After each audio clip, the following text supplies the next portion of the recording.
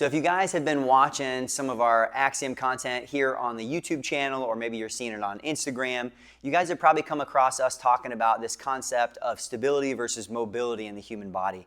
And it's one we talk a lot about in the course because when it comes to working with people, understanding how they squat, how they lunge, how they work and move out in the world, it can definitely have a big impact on the exercises we choose and also what the exercises might look like. All right, so we're just going to go through what is that stability mobility pattern in the body, why is it important, and then with some specific exercises like squats and lunges, what can we be looking for to give us an idea of where they might be lacking mobility, lacking stability, and then what do we do about it, right? So first off, all the forces in the world right now, as I'm not touching anything else but the ground, the most important force that we're talking about is going to be ground reaction force.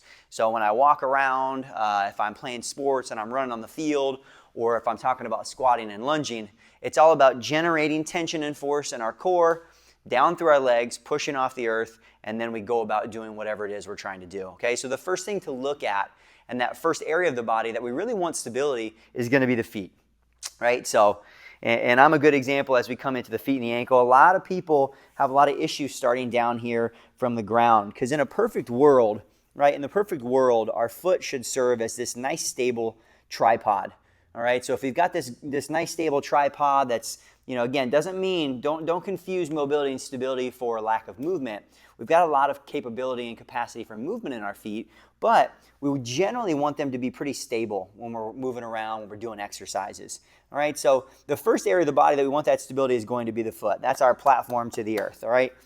You'll often see for somebody or clients, and the reason I'm barefoot now is because shoes tend to hide a lot of things. It's not uncommon to see people with kind of collapsed arches, and a lot of that may just be, how they developed over time. Not that we're going to go about correcting someone's arch with the exercises, but you'll see that, and you'll see the difference between someone who's got this nice big healthy arch in their foot.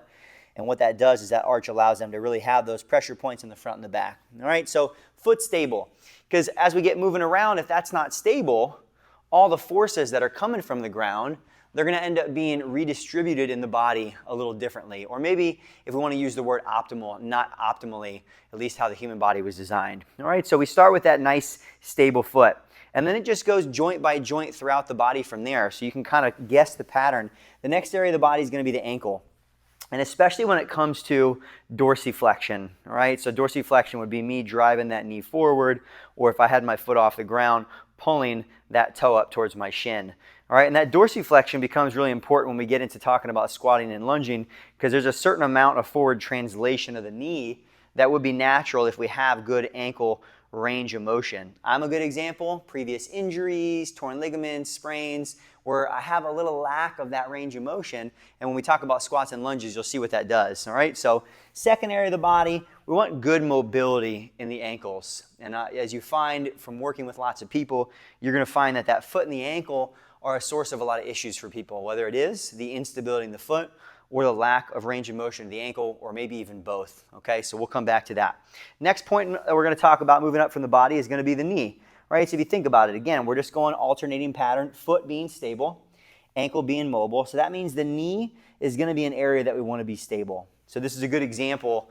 Again, it doesn't mean that we don't, bend and flex the knee. It's not that it doesn't have motion, but if you think about it, especially from a lateral component, for the most part, we want that to be stable, right? We get the knee way too off in one direction or the other, we're going to get some weird forces, and rotation happening in that knee. So that's going to be an area of the body we generally want to be stable. Moving up from there, next area is going to be our hip, right? We can call it like our hip socket, this LPHC or lumbo-pelvic hip complex. For the most part for our hip, since it is a ball and socket joint, it's got the most capacity for range of motion, much like our shoulder.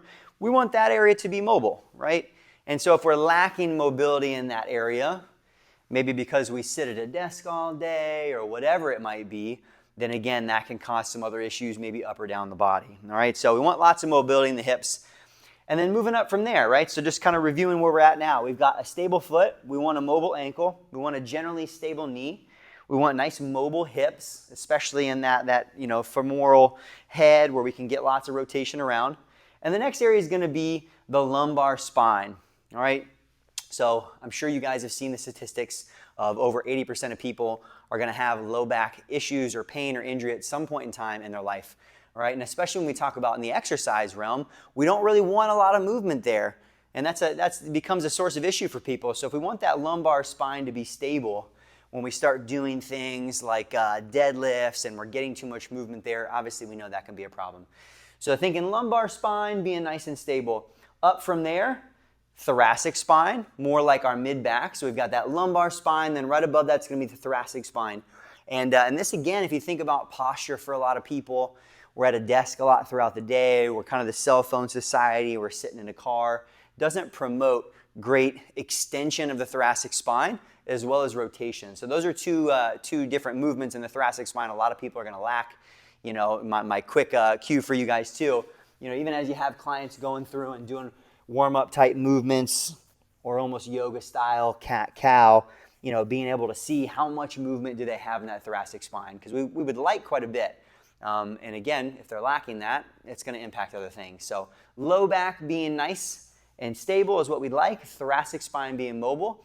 And then up from there, the next area that we look at is really going to be our shoulder blade, all right? So if we want to use the sexy anatomy words, our scapula, but that shoulder blade, so we talked about thoracic spine being mobile, and your shoulder blade is really going to sit like right on the back side of your ribs, and it's capable of a lot of movement, right? It elevates, it depresses, it comes around the rib cage whenever we do a chest fly, we do, you know, protraction, retraction, and then also upward and downward rotation when we go overhead with our arms. So it's capable of a lot of movement, but for the most part, we want that to be nice and stable on the rib cage. So if you think about it, especially when we start doing upper body exercises like overhead pressing or pull-ups or rows, a lack of stability in that shoulder blade is going to mean that thing's maybe moving in some directions it's not supposed to.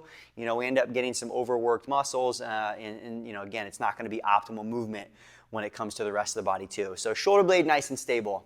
And then getting into our glenohumeral joint, honestly, guys, the legs and the arms, they're pretty much the same thing. We just don't walk on them as humans. So the shoulder is much like the hip. It should be a nice mobile joint. Elbow, very much like the knee, should be a stable joint.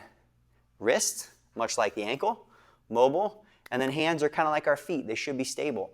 So I talked about it before when we'll get into like the squats and the lunges when it comes to the lower body. But what you'll find too for a lot of clients, either A, if they're a little heavier or they haven't been exercising or they haven't been doing a lot of stuff where they have to bear weight on their hands, the wrists end up being an issue for a lot of people where it just becomes painful. And it kind of becomes two things. So for one, our hands are like our feet. They should be relatively stable if I'm on the ground. So I'll come down and show you what I mean. So there's a difference between me just kind of letting my weight hang on top of my hand and stacking it over versus being active and actually engaging those muscles in my hands to create some stability, right? Because if I have some stability there, that may actually allow me better mobility at the wrists. And couple that with the fact that most people don't have great wrist mobility, and it's no wonder why for a lot of people going on the hands can be troublesome, all right? But that concept that I'm talking about with the hands being stable, so there's a few things. If you guys have come across any of Dr. Stu McGill's work on the spine, he's one of the foremost experts out there in spine health, especially for fit pros, personal trainers. So if that's a new name for you guys, go scribble that down and do a little research. But he confirms and talks about the fact that what we call proximal stability promotes distal mobility. So, you know, our ability to create stiffness not only from our center, but also let's talk about from like our hands and our feet. It helps to promote the mobility and other movements in our body. All right, now let me show you guys a good example. So for somebody, if we're talking about squats, right, an exercise you're going to want almost everybody to do, let's talk about what it looks like when someone has a lack of ankle range of motion. So I'm a good example of being able to keep a relatively stable foot, but because of previous injuries and a lack of range of motion, what happens is it's going to make my body move in ways that maybe it shouldn't, or if I was really trying to, you know, have optimal human mobility and really try to start overloading my body, a better way of moving, a way that I'd be stronger, less risk of injury. So for me, I'm not even going to do the overhead squat like we do in the NASM assessment, but just squatting here. As I go to sit back and down, generally I am going to drive from the hips first in a squat, but then I'm still going to have some forward translation of the knees. Now, because I don't have great ankle range of motion, what happens? Well, our body's great at getting where we want it to go. I'm going to drop down, but for me, what that forces me to do is start to lean forward more in my chest, versus someone who's got really great ankle mobility. Olympic lifters, if you guys have seen that, they're able to maintain this nice, really upright position. And a lot of that is because the knees can kind of travel further forward. So that's just a good example of how, let's say someone's lacking that range of motion in the ankle, they don't have great mobility there, and we'd like them to, it's going to potentially impact the way that they move throughout their body, right? They may be, again, that's really common. A lot of people are going to kind of bow forward like myself. So from a training perspective, of course, it'd be great if we can improve some of that ankle mobility and keep them in a better position when they go to squat. Another way of looking at it is it also just might be that for someone like myself, maybe backloading a squat is just not going to be the best way to try to really overload my body and get me really strong, at least not until I improve that ankle mobility, because it's just going to continue to kind of fold me forward. So better options, two things. First off, one better option would be a front-loaded movement, right? So just having weight in front of the body allows me to sit back a little bit further without having to use that same ankle range of motion, right? Not only that, but anytime we're doing weighted movements, it usually pulls us into a better position. And I think an even better option is looking at the difference between that and single leg movements. So when it comes to, especially let's say someone's got good stability in the foot, but they're just lacking that ankle range of motion, we're working on it, but we still really want to be challenging them in the process.